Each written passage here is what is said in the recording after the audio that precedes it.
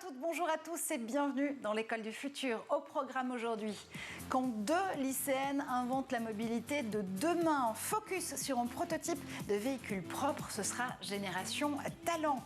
Celui qui a une idée derrière la tech aujourd'hui, c'est Guillaume Gralet. Guillaume, tu vas nous parler d'un collectif de hackers éthiques qui veut soutenir la souveraineté numérique. Ça fait beaucoup de buzzwords dans une phrase.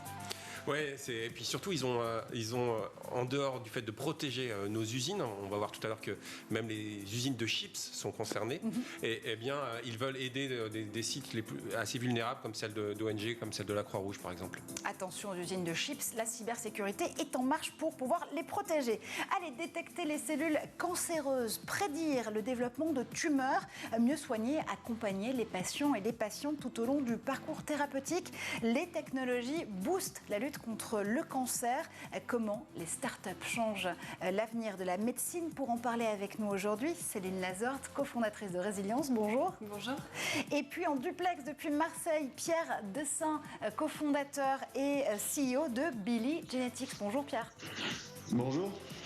Mais d'abord, focus. Mélanger le solaire et l'hydrogène pour faire avancer la mobilité propre, c'est l'idée de deux lycéennes françaises, Flavie et Océane. Comment leur prototype a convaincu le jury de Science Factor? Édouard Degnaud vous explique tout. Flavie et Océane sont deux lycéennes dans l'Eure, en Normandie. En 2021, les deux jeunes filles ont remporté le prix Science Factor, un concours scientifique ouvert depuis 10 ans à tous les collégiens et lycéens du pays. Pour gagner, les deux adolescentes ont inventé une voiture fonctionnant avec deux sources d'énergie propres et différentes, le solaire et l'hydrogène via la biomasse, c'est-à-dire des matières organiques transformées en énergie. Flavie et Océane expliquent que l'hydrogène prend la place de l'essence ou du gasoil et que les panneaux solaires viennent en complément. Leur invention est de la taille d'un jouet, mais elle est complètement reproductible à taille réelle. C'est un professeur au collège qui met les deux filles sur la voie des concours scientifiques après avoir noté leur ennui en classe et leur besoin d'explorer de nouvelles choses.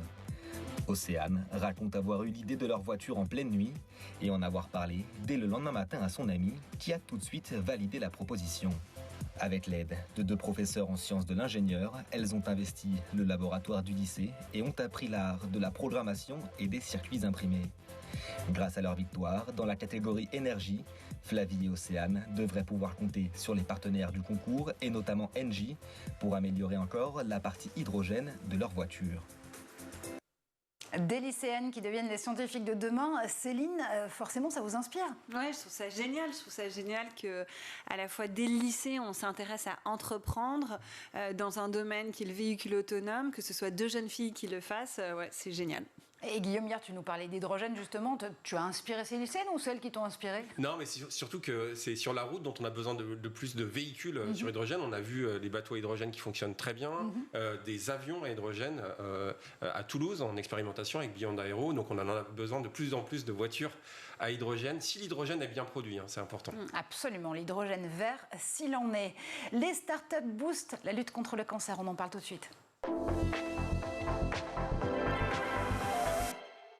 Prévenir plutôt que guérir, ça pourrait être le rêve de nos deux invités aujourd'hui et une réalité, peut-être aussi là dès 2030. Céline Lazorte, vous avez cofondé Résilience.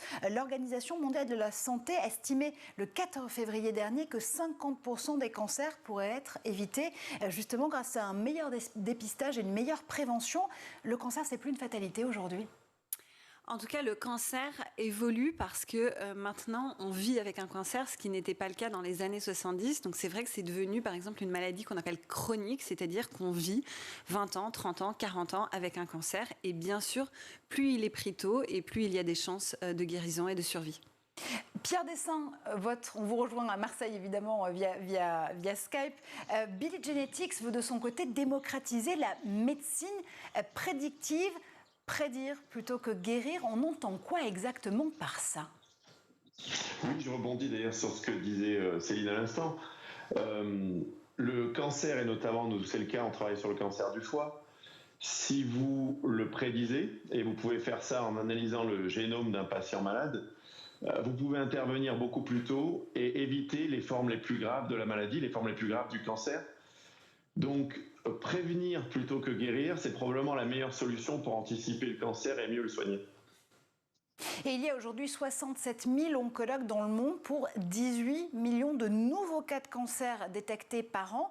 L'OMS estime même qu'ils seront 30 millions de nouveaux cas de cancer détectés d'ici 2040. Céline, Résilience veut notamment accompagner les patients et les patientes dans leur parcours thérapeutique. C'est quoi? C'est un oncologue, un cancérologue sur application?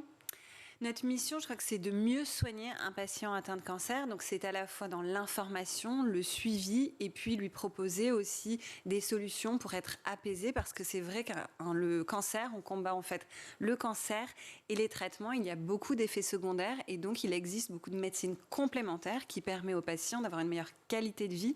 Et si on a une meilleure qualité de vie, on prend plus son traitement et donc une meilleure survie. Il y a deux volets à Résilience, si je ne m'abuse. Oui. Il y a une partie justement de curation d'informations pour pouvoir donner accès à ces patients et à ces patientes au maximum de définition, notamment de dédramatiser aussi le parcours de soins.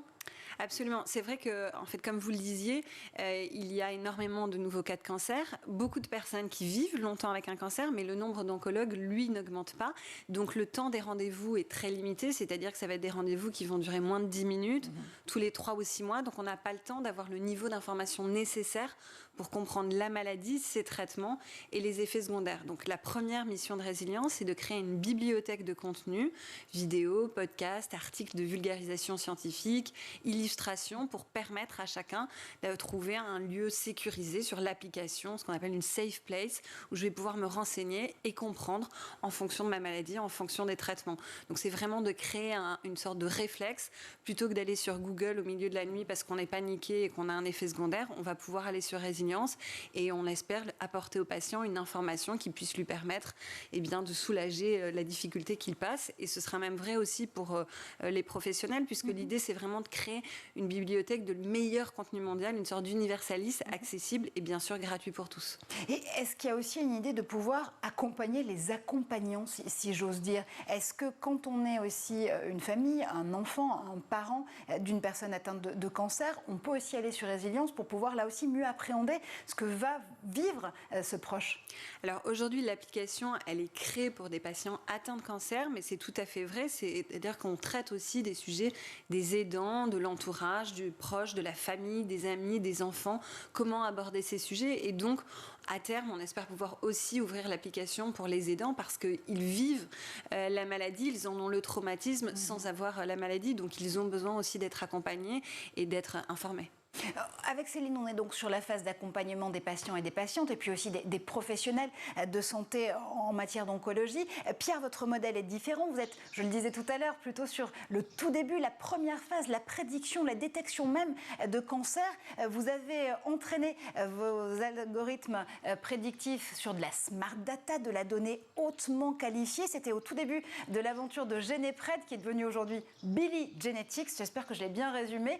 Et aujourd'hui, vous avez en main la plus grande base, le plus grand génome de patients qui puisse être comparable pour pouvoir justement réaliser de véritables essais cliniques. Oui, effectivement. En fait, ce qu'il faut comprendre, c'est que pour beaucoup de maladies, il existe des prédispositions génétiques. Qu'est-ce que cela veut dire? C'est tout simplement que dès la naissance, vous êtes prédisposé à résister ou au contraire à développer les formes les plus graves d'une maladie si, pour une raison malheureusement externe, mais en tout cas dans votre mode de vie, vous avez un début de cancer par exemple qui démarre. C'est le cas si je prends le cas du cancer du foie, c'est une maladie que vous pouvez développer si malheureusement si vous consommez trop d'alcool, si vous êtes infecté par le virus de l'hépatite C, de l'hépatite B, si vous mangez, et aujourd'hui c'est un sujet qui est mis sous la table très souvent, et si vous mangez trop gras, la malbouffe aujourd'hui cause énormément de cirrhose et de cancer du foie. Eh bien, cette pathologie-là, le cancer du foie, c'est ce qu'on a réussi à démontrer, génétiquement prédisposée, dès la naissance, en fait, d'une certaine manière. Et comment est-ce qu'on l'a montré? C'est en collectant une base de données de patients malades et de patients sains, extrêmement bien qualifiés, et dans des régions du monde où, malheureusement, peu d'études scientifiques sont faites. et notamment certaines régions d'Afrique où il est difficile, qui sont parfois difficiles d'accès. Et pour quelles raisons est-ce qu'on va dans ces régions-là ? Alors, la première raison, c'est la passion. C'est la passion de nos équipes scientifiques et notre directeur scientifique qui a toujours travaillé sur la génétique des maladies parasitaires à l'origine. Et la seconde, c'est que vous savez que Sapiens, l'homme tel qu'on le connaît aujourd'hui, vient d'Afrique, et que vous avez une diversité génétique extrêmement importante en Afrique. Et en plus de ça, malheureusement, vous êtes souvent face à des populations qui n'ont pas accès à la médecine moderne. Donc quand vous avez dans une même famille ou dans un même village des patients qui développent la forme grave d'une maladie, qui développent par exemple un cancer du foie, qui vivent tous dans les mêmes conditions que les autres membres du village et que les autres ont tendance à résister, il y a de fortes chances que ce qui explique la résistance ou au contraire la prédisposition à la maladie soit la génétique et pas autre chose, parce que n'ayant pas accès à la médecine moderne, vous n'avez pas de facteurs confondants qui risqueraient de biaiser vos études. Et donc, ce qui a fait notre force dès le départ, c'est d'étudier le génome de ces patients-là qui vivent dans des régions comme le Sud-Soudan ou l'Ouganda, la province du Wuhan, où on s'intéresse aussi aux Amérindiens, parce que leurs données génétiques ont une valeur inestimable qui nous permet aujourd'hui de découvrir les gènes ou les mutations génétiques qui vous prédisposent à développer des maladies. Et cette connaissance-là nous permet de développer des algorithmes prédictifs pour prédire ces maladies, mais elle nous permet aussi d'identifier des cibles thérapeutiques qui sont... ces cibles thérapeutiques sont la première étape pour développer des futurs traitements pour ces maladies-là. Oui, une base de données absolument infinie, on le voit, avec des possibles aussi qui le sont tout autant. Mais quand on parle de données de santé en matière de numérique, en général, on a tout de suite un petit voyant rouge qui s'allume en disant attention, vie privée, privacy, règlement des données personnelles, notamment en Europe avec ce fameux RGPD. Concrètement, comment est-ce que vous m'assurez que les données justement de santé de ces patients, de ces patientes sont absolument respectées ? Alors, concrètement, ces données sont collectées suite à des autorisations des ministères de santé français, locaux, des autorisations éthiques, etc. Ensuite, tout ce qui est collecté est ramené en fait en France, donc en Europe, là où finalement le règlement est le plus dur, et stocké. Les données sont stockées en fait chez nous, dans nos locaux, et nous sommes nous-mêmes hébergés chez un hébergeur de données de santé. Nos locaux sont particulièrement sécurisés. Les serveurs sont chez un hébergeur de données de santé qui a également des données du gouvernement. Moi-même, si je voulais pouvoir voir physiquement mes serveurs, je ne pourrais pas parce que je crois que pour y accéder, il faut empreinte digitale, badge, pièce d'identité, etc. Et en fait, je ne suis pas moi-même habilité à aller jusqu'aux serveurs dans lesquels sont stockées mes données. Oh, la prochaine fois, on va vous demander votre ADN directement pour pouvoir accéder au stockage cloud pour pouvoir voir vos données de plus près. Mais Céline, c'est vrai que ça, c'est une question cruciale en matière justement de technologie et de santé. La donnée de santé qui est de la nitroglycérine parmi tout l'apanage des datas traités par le numérique, là aussi, j'imagine qu'il y a une attention toute particulière qui est portée à la donnée des patients et des patientes que Résilience accompagne. Oui, bien sûr. Sur les données qui sont collectées, d'abord, elles sont anonymisées. Ensuite, elles sont effectivement hébergées chez un hébergeur de données de santé de façon analogue à la start-up de Pierre. Et puis, en fait, on garantit surtout aux patients qu'elles ne sont utilisées que pour leur propre traitement et information médicale et à des voies de recherche. Alors, la pandémie de Covid a parfois freiné le diagnostic de certains cancers, mais en même temps a pu aussi accélérer le recours à des usages de plus en plus numériques et technologiques pour accélérer la médecine. Céline, je crois que vous avez profité justement de cette période pour regarder de plus près un spécialiste de la télésurveillance. Cette start-up s'appelle Better Rise. Vous les avez acquis il y a quelques semaines. Pourquoi est-ce que la télésurveillance thérapeutique et le modèle de résilience font bon ménage ? Est-ce que ça va devenir un nouveau standard du soin ? Oui, absolument. Effectivement, notre objectif, c'est que la télésurveillance thérapeutique devienne un standard of care. Alors, qu'est-ce que c'est la télésurveillance thérapeutique ? En fait, c'est tout simple. C'est un patient qui est à domicile et qui, sur l'application de Résilience, va de façon hebdomadaire ou une fois tous les 15 jours, saisir un certain nombre d'informations dans un formulaire qui sont, par exemple, des signes vitaux, des toxicités du traitement et qui vont être en fonction de sa maladie et de son stade de développement de la maladie. Et de notre côté, on a effectivement un algorithme qui va traiter cette information et le transmettre dans un dashboard, donc sur un écran d'ordinateur, à un ou une infirmière de coordination. Et eux vont pouvoir en fait alerter si par exemple un patient il y a un risque de complications ou de rechute. Donc ce qui est assez extraordinaire avec ce système, c'est qu'il est à la fois beaucoup plus personnalisé et beaucoup plus humain, puisque le patient va être en interaction régulière avec un personnel de soins, là où en fait auparavant il allait le voir tous les 3 ou 6 mois. Et le problème, c'est que effectivement, comme vous le disiez, avec le Covid, les patients sont à domicile, ne veulent plus ou ne peuvent plus aller à l'hôpital. Or, il faut qu'ils puissent envoyer de l'information et leur donner l'information aux médecins, sinon il y a un risque soit qu'il y ait des toxicités du traitement, soit même qu'ils arrêtent le traitement parce qu'il y a trop d'effets secondaires et ils ne savent pas comment le gérer. Donc paradoxalement, ça veut dire qu'il y a une façon plus humaine de soigner grâce au digital. Ouais. Et c'était quelque chose d'assez marrant. C'est la première chose qu'on a fait. Donc il y a eu plusieurs études cliniques sur et essais thérapeutiques sur la télésurveillance, notamment un mené par l'Institut Gustave Roussy, qui est donc le 5e centre de recherche et de lutte contre le cancer au monde, qui est basé à Villejuif et qui est le cofondateur de Résilience. Et en fait, quand on interrogeait les infirmières et infirmiers de coordination, ce qu'ils nous disaient, en fait, on fait un métier beaucoup plus humain, parce que là où auparavant on était peut-être dans un service et on voyait un patient passer 5 jours, 3 jours, on n'avait plus de nouvelles de lui. Avec la télésurveillance, on fait un suivi sur du long terme, de plusieurs semaines, plusieurs mois, voire plusieurs années. Donc une vraie relation humaine s'installe, là où avant on avait le sentiment de plus bien faire notre boulot parce qu'on voyait du volume de patients et on ne savait plus ce qu'ils devenaient. Pierre, cette idée que le digital peut aider à soigner de façon plus humaine, c'est une idée que vous partagez justement avec Billy Genetics ? Ah oui, alors c'est une idée qu'on partage depuis le début.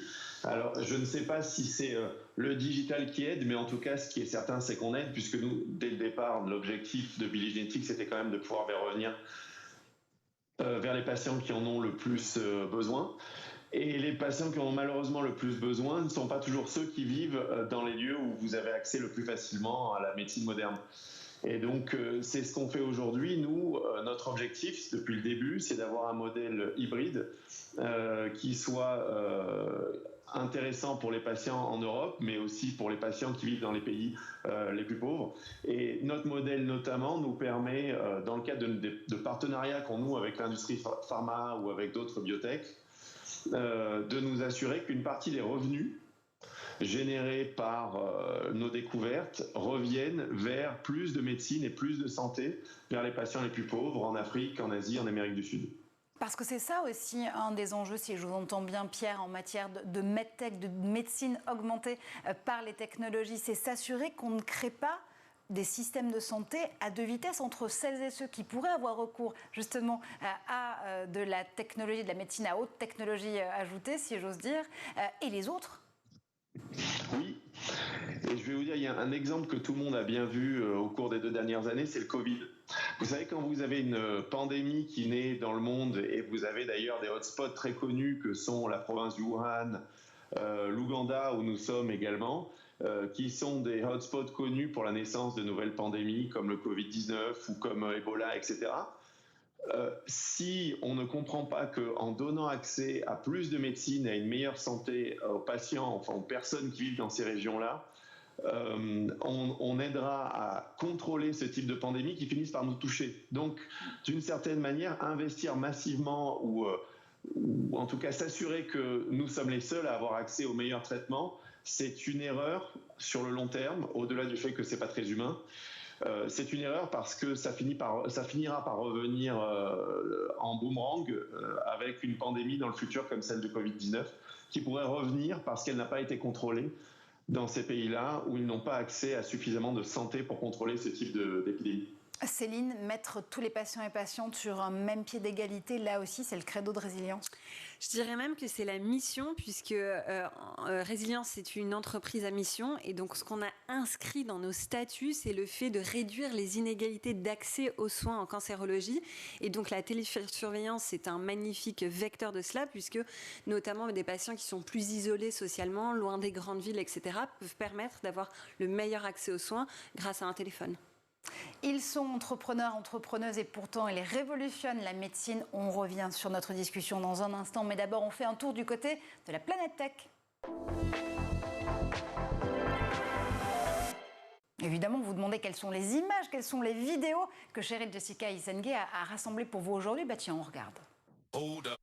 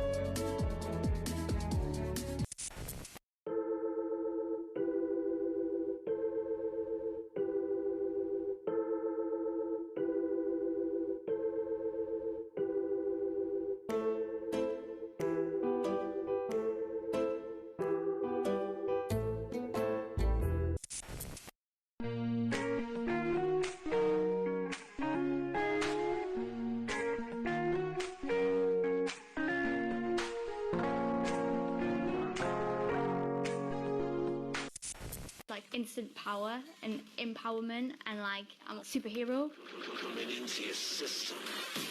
From revolutionising disability, but for all the futuristic potential of human-machine communication, there are many more practical applications for bionics that can have life-changing effects in the present.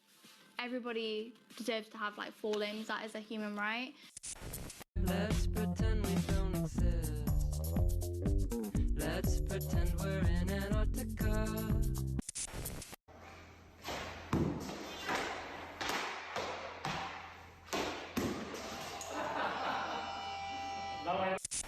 हमारी सदियों रहा है दुश्मन दौए ज़मां हमारा सारे जहां से अच्छा हिंदुस्तां हमारा सारे जहां से अच्छा हिंदुस्तां हमारा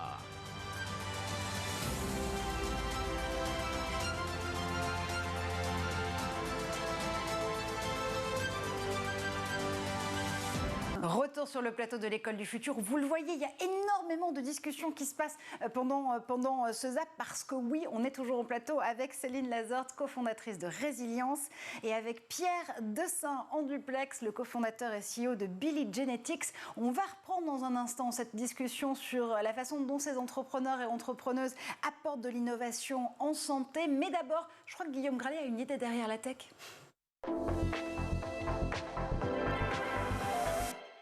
Et Guillaume, aujourd'hui, tu nous dis un petit peu pirate, hacker de tous les pays, unissez-vous. Oui, mais pour le bien cette fois-ci.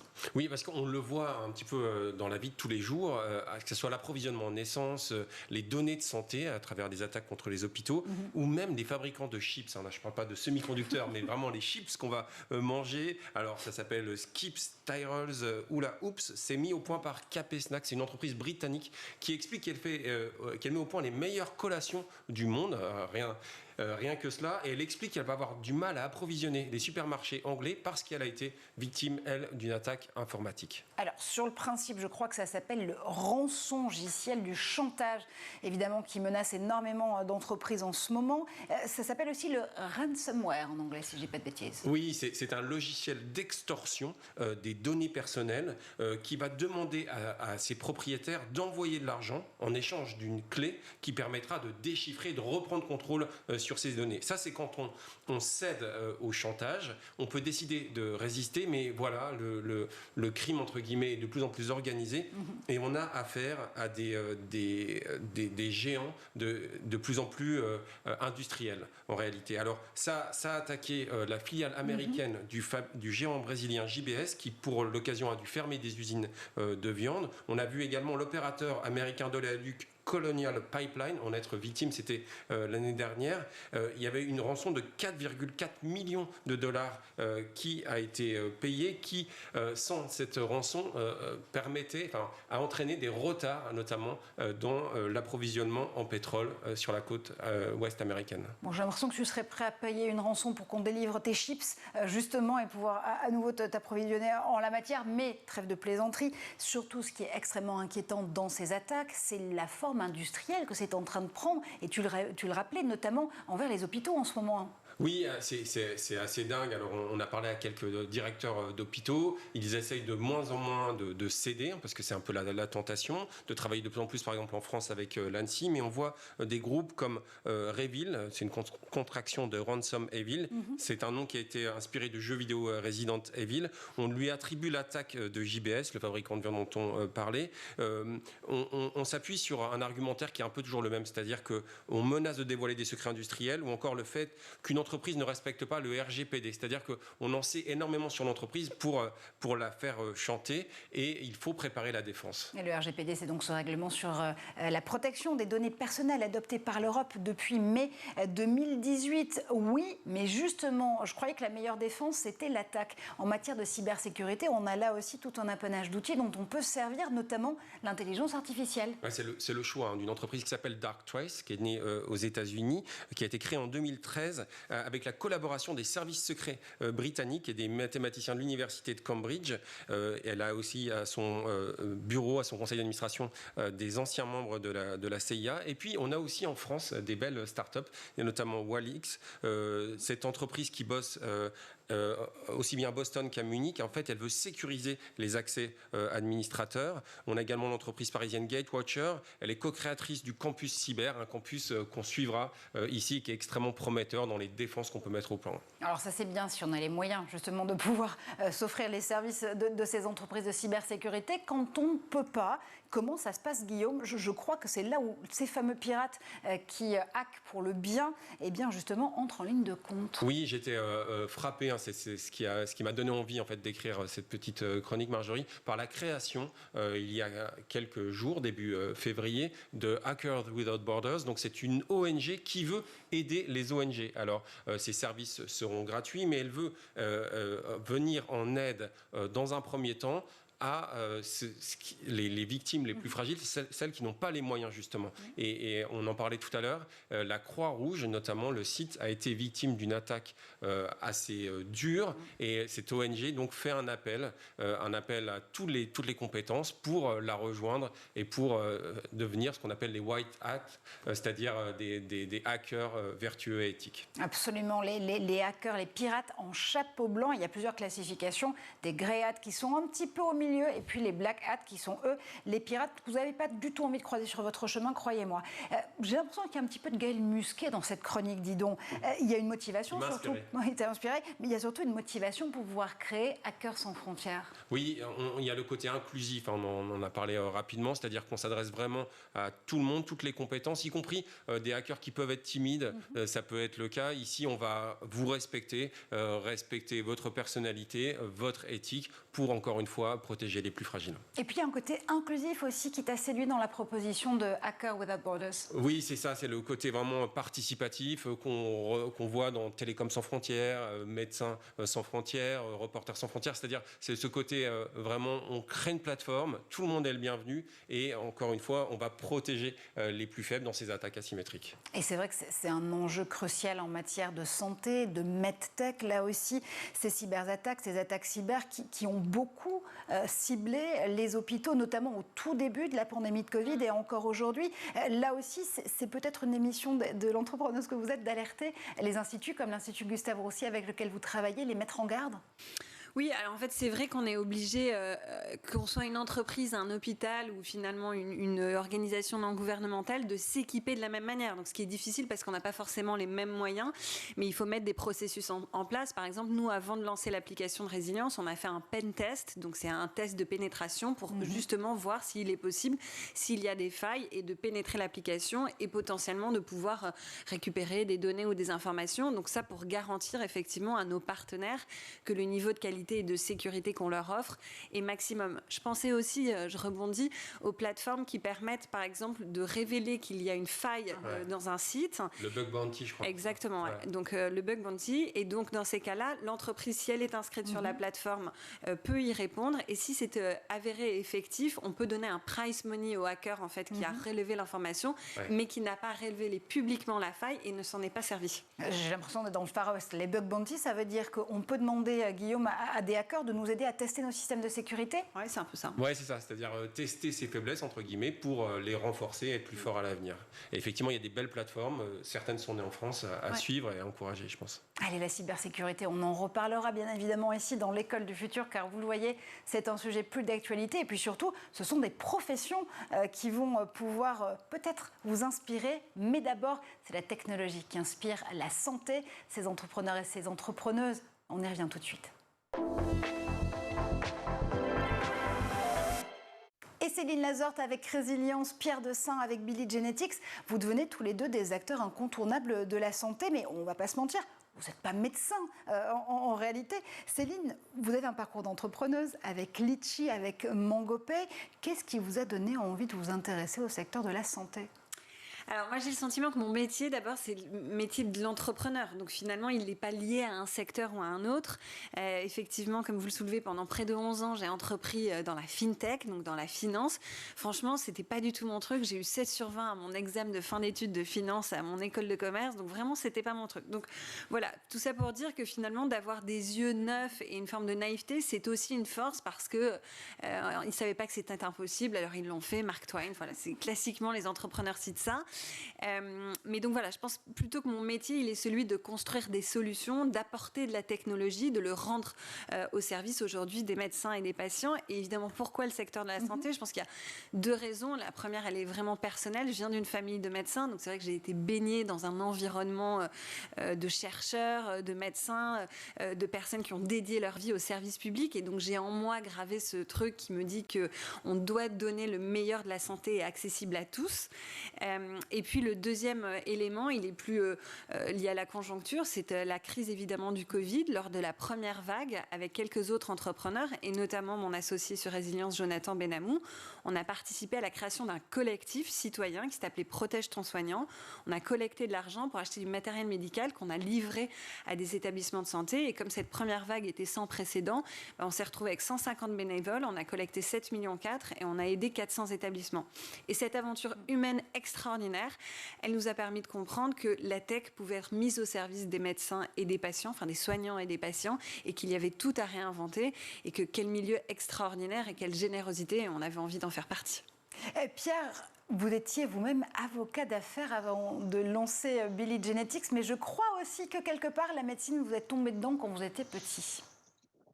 Oui, effectivement, moi je triche un peu puisque mon père est chercheur, généticien, immunologue aussi. Et depuis tout petit, je pense que c'est un sujet, en tout cas tous ces sujets de santé sont quasiment les seuls sujets qui revenaient régulièrement à la maison. Et puis j'ai passé pas mal de temps avec lui. En fait, il nous emmenait énormément parce qu'il a toujours aimé être directement auprès des patients, et notamment ce que je vous expliquais tout à l'heure sur les maladies parasitaires dans les pays du Sud. J'ai passé pas mal de mon enfance dans des écoles au Brésil ou en Afrique, dans les villages où mon père allait pour étudier et soigner les patients. Ensuite, c'est vrai que j'étais avocat d'affaires, j'ai fait mes études en France et aux États-Unis, je passais le barreau de New York et de Paris, puis j'ai travaillé en Asie également. Et quand j'ai travaillé en Asie, j'étais au service juridique du groupe Danone, où j'ai eu la chance d'être en contact avec Emmanuel Faber, qui est l'ancien PDG du groupe, et avec qui je suis allé au Bangladesh pour travailler sur une des filiales, une des co-entreprises de Danone avec Mohamed Younous. Et à cette époque-là, Emmanuel Faber m'expliquait qu'il considérait il s'était trompé lui au début de sa carrière. Il me disait on ne peut pas aujourd'hui faire de la en tout cas faire une entreprise et générer de la richesse si ce n'est pas pour la repartager de la façon la plus juste possible. Et quand je suis revenu en France pour devenir avocat, en fait, à Paris, j'ai eu l'impression dans mon métier de me contenter d'aider des personnes qui avaient déjà de l'argent à s'enrichir un peu plus, et j'ai été un peu frustré. Et en fait, un jour, autour de la table, quand mon père m'a dit, je crois que j'ai découvert les marqueurs génétiques qui expliquent le développement des cirrhoses du foie et peut-être des cancers du foie, sans forcément bien comprendre ce qu'il voulait dire, je lui ai dit, allez, banco, on monte une entreprise. Et mon métier aujourd'hui, c'est d'avoir d'abord une vision, c'est ce qu'expliquait Céline hein, quand on est entrepreneur, et puis mon métier surtout, c'est de piloter toute une équipe de personnalités assez complexes. Quand vous avez dans votre équipe des généticiens, des spécialistes de l'intelligence artificielle, etc., vous avez plutôt des cerveaux qui sont difficiles à suivre et parfois à marier. Et donc mon métier, c'est celui de chef d'orchestre, de m'assurer que tout le monde travaille dans la même direction et qu'on utilise au mieux le potentiel de chacune de ces personnes. Et pour réussir à faire aller de pair toutes ces partitions, si je vous entends bien, ça veut dire quoi? Qu'il faut peut-être rajouter une prépa entrepreneur à la fac de médecine, Céline? Non, moi je crois qu'il faut cultiver l'entrepreneuriat et donner en fait l'envie aux plus jeunes, même avec des moyens limités, même sur un projet qu'ils considèrent comme étant juste un essai, d'essayer en fait.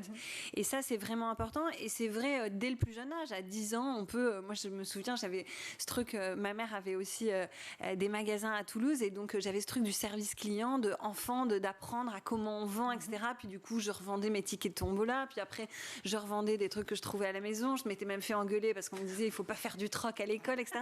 Mais en tout cas je trouve que ça m'a donné l'envie de construire et de bâtir. Et donc je pense que le message à transmettre aux auditeurs, c'est que s'ils ont une idée, qu'ils essayent de la mettre en œuvre. Après tout, au pire des cas, qu'est-ce qu'ils perdent? D'avoir appris. Donc finalement il faut essayer. Se tromper, c'est une bonne école, Pierre, mais est-ce qu'on a le droit de se tromper quand justement on essaie d'augmenter la médecine et la santé? Oui, on a le droit de se tromper. Je suis le premier à m'être trompé quand j'ai créé GenPred d'une certaine manière, puisque notre objectif au départ, c'est de dire dans le futur, tout le monde aura son génome sur une clé USB ou dans le cloud, et on pourra, avec nos algorithmes, prédire le développement de tout un tas de maladies. Mais on s'est rendu compte assez vite qu'on est arrivé trop tôt sur un marché qui n'était pas prêt. Aujourd'hui, je suis capable de prédire la cirrhose et le cancer du foie sur la base d'un simple échantillon de salive, et pourtant, c'est un message qui passe encore difficilement auprès des médecins, auprès de la sécurité sociale pour les remboursements, voire même parfois auprès des patients à qui, quand on leur dit on peut prédire si vous allez développer une maladie grave, vous faites plutôt peur. Donc à ce moment-là, il a fallu réfléchir, repenser à notre modèle économique, pivoter et se dire que de notre capacité prédictive, on pouvait aller jusqu'au traitement pour pouvoir prévenir et guérir en même temps. Et valoriser au mieux le savoir-faire de nos équipes. Après, pour en revenir à est-ce qu'il faut plus d'entrepreneuriat chez les personnes qui font des études en santé, il faut certainement qu'elles aient une vision de ce qu'est l'entrepreneuriat. Moi, j'ai eu ce problème avec mon père qui était un chercheur, et pour lui, le monde du business, c'était les méchants. Et donc, il a fallu que j'aille avec lui pendant 1 an à HEC. Je l'ai forcé à faire une formation à HEC. On était ensemble, avec mon père et mon frère, en fait. On était tous les trois pendant 1 an pour qu'il commence à comprendre ce monde de l'entreprise. Mais en même temps, il n'a pas forcément vocation à la diriger parce que je pense que vraiment, là où les médecins, là où les scientifiques sont les meilleurs, c'est dans leur domaine et il faut pouvoir les laisser s'exprimer pour pouvoir avoir tout le temps de nouvelles innovations. D'ailleurs, il y a de bons exemples. Sans penser me comparer à ces exemples-là, mais quand on voit des personnages très très connus comme Elon Musk ou Steve Jobs, aucun d'eux ne sont vraiment les techniciens des métiers qu'ils développent. Ils ont autour d'eux des personnes de qualité qui sont capables de faire des fusées ou des super ordinateurs et des téléphones portables. Eux se contentent d'avoir l'idée et de pousser l'idée auprès des génies qu'ils ont autour d'eux. Bon, je ne sais pas si j'ose vous souhaiter le fait d'être le Elon Musk de la génétique et de la médecine prédictive, du coup, Pierre. Mais ce que j'entends dans vos 2 discours, c'est que finalement, ce que vous aidez, c'est à accompagner ces équipes médicales, à accompagner ces chercheurs, à augmenter justement leur savoir médical quelque part. En tout cas, dans le cadre de Résilience, je pense que l'association qui est forte, c'est effectivement qu'on est 2 entrepreneurs de la tech, avoir cofondé avec l'hôpital Gustave Roussy, l'Institut Gustave Roussy, Résilience. Et donc, en fait, on met le meilleur de la recherche scientifique et de la tech ensemble pour essayer d'améliorer la vie des patients et des soignants. Donc, en tout cas, c'est être en capacité de s'associer pour le bien commun. Et l'un des savoir-faire vraiment des entrepreneurs et des entrepreneuses, c'est de lever des fonds. Ces levées de fonds, c'est un véritable enjeu, notamment sur le secteur des deep tech, de la médecine prédictive et de la medtech. Où est-ce qu'on trouve les moyens des ambitions que vous portez justement pour ces soignants et pour ces patients? Vous venez notamment de boucler une levée de fonds de 40 millions d'euros, si je ne dis pas bêtise, pour accélérer votre déploiement dans les hôpitaux cette fois-ci. Oui, absolument. L'idée, c'est de déployer Résilience, la télésurveillance, partout en France et donc de donner accès à notre solution à tous les patients. Donc ça, c'est notre enjeu. Donc mieux informer, mieux suivre grâce à la télésurveillance et puis proposer ces solutions d'apaisement dont je parlais, de méditation, cours de yoga, nutrition, cours de sport, groupe de parole qui apportent un véritable bien-être aux patients. Et donc effectivement, pour déployer une solution techno, on a besoin de moyens financiers et c'est pour ça qu'on a fait cette levée de fonds. On avait fait un site de 5 millions d'euros il y a à peu près un an, un peu moins d'un an déjà.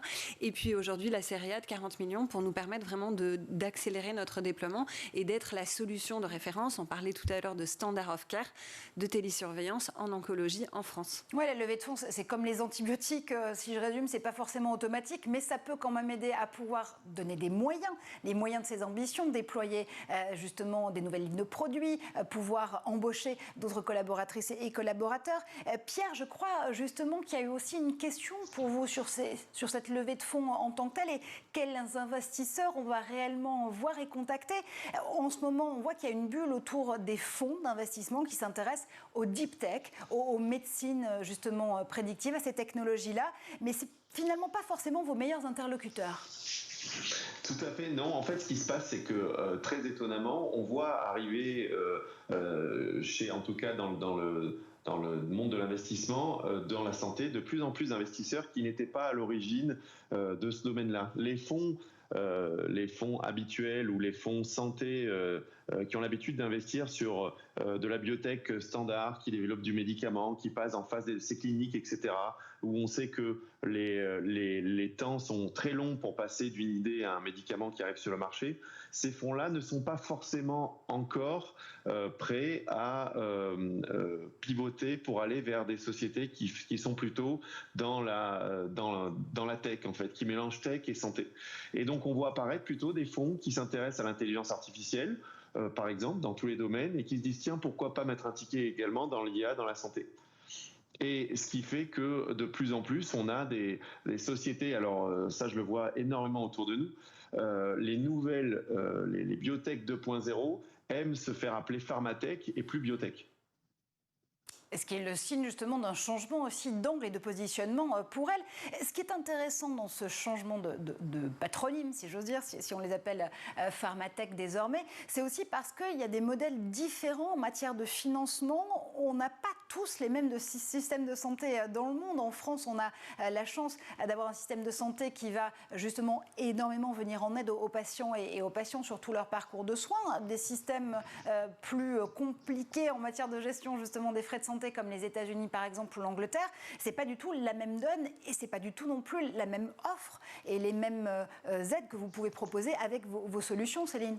Alors en France, effectivement, la télésurveillance vient de rentrer dans le droit commun le 1er janvier 2022, donc ça veut dire qu'en fait c'est l'assurance maladie qui va rembourser Résilience comme un médicament et donc ça reste gratuit pour le patient et pour l'établissement de santé. Aux États-Unis, le système est un peu différent parce qu'effectivement c'est ce qu'on appelle les payers, donc ça va être son assurance qu'on va souscrire qui va financer.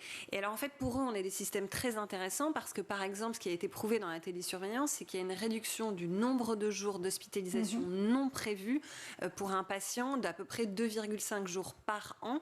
Donc ce sont en fait des économies de coûts énormes puisqu'aux États-Unis ce qui coûte très cher c'est les urgences et donc effectivement les payeurs sont intéressés par des systèmes et des solutions de télésurveillance parce qu'ils permettent de réduire le nombre de jours d'hospitalisation non prévus et donc les coûts in fine. Guillaume, c'est vrai qu'on en revient souvent dans l'univers des startups et des scale-up à ces questions de modèle, de financement, de modèle business là aussi, mais parce que ça nous permet aussi de mieux définir les propositions. Oui, en fait, et ce que je trouve très intéressant dans les deux parcours d'entrepreneurs ici, c'est d'abord ce que disait Pierre, c'est-à-dire qu'on a le droit de se tromper, de se réinventer, et puis surtout peut-être l'attention, l'exigence qu'on peut avoir vis-à-vis des fonds, parce que des fonds qui sont souvent géniaux, parce que ça va permettre à une idée de décoller, mais qui peuvent être qualifiés de pas venture capitaliste, mais de vulture capitaliste, c'est-à-dire qu'on va avoir des fonds vautours qui vont vous demander d'être rentable trop vite. Et ça, je pense que dans le domaine dans lequel vous exercez, c'est important de garder la maîtrise du temps. Oui, en fait, c'est vrai qu'il faut choisir le bon partenaire. Nous, on a eu de la chance d'être financés par des fonds d'investissement qui ont compris nos problématiques, notre ambition, et qui sont là pour nous accompagner sur du long terme, et qui sont des fonds qui ont aussi déjà beaucoup financé de boîtes qui font de la recherche médicale, comme Okin, Inato. Donc, en fait, c'est aussi ça qui est intéressant, c'est regarder un fonds, quel type de boîte il a financé, est-ce qu'elle me ressemble, et est-ce qu'on a les mêmes trajectoires et problématiques. Et surtout, cette dichotomie, dont Guillaume parlait il y a une seconde, entre le temps court de l'investissement et le temps long des propositions que vous apportez, notamment en médecine prédictive et en génétique, Pierre. Oui, effectivement. Alors là où les fonds d'investissement, en tout cas les investisseurs, trouvent leur compte, c'est que au cours de ce temps long de développement, la valeur de votre société augmente. Et c'est tout l'enjeu, c'est de lever des fonds, travailler correctement, avoir des résultats sur les solutions que vous apportez aux patients, de manière à ce que votre société puisse augmenter en valeur et que vos actionnaires y trouvent derrière leur compte qui est... parce qu'à un moment donné, il faut accepter aussi que ceux qui investissent chez vous cherchent à faire une plus-value. Et c'est là peut-être où il y a une petite difficulté, c'est quand vous cherchez à trouver l'équilibre entre création de valeur, pour l'investisseur, solution pour le patient, voire même solution à un coût raisonnable pour les patients les plus pauvres. Une fois que vous avez trouvé le bon équilibre, vous pouvez vraiment arriver dans une situation qui est win-win pour tout le monde et qui voire même est encore plus créatrice de valeur que ce que vous auriez fait en visant uniquement le premium. Et c'est un parfait résumé de l'équation justement qui nous intéressait aujourd'hui entre les technologies, le secteur de la santé, la lutte justement contre le cancer et puis surtout la façon dont chacune peut apporter une solution ici autour de cette table. Merci infiniment Pierre d'avoir été en duplex avec nous depuis Marseille. Merci à Céline Lazare d'avoir été avec nous sur le plateau de l'École du Futur. Merci comme toujours à Guillaume Gralet pour ses idées derrière la tech. Vous l'avez compris, c'est la fin de cette émission. On reste connecté évidemment avec le hashtag l'École du Futur sur tous les réseaux sociaux. On se retrouve dès demain en plateau.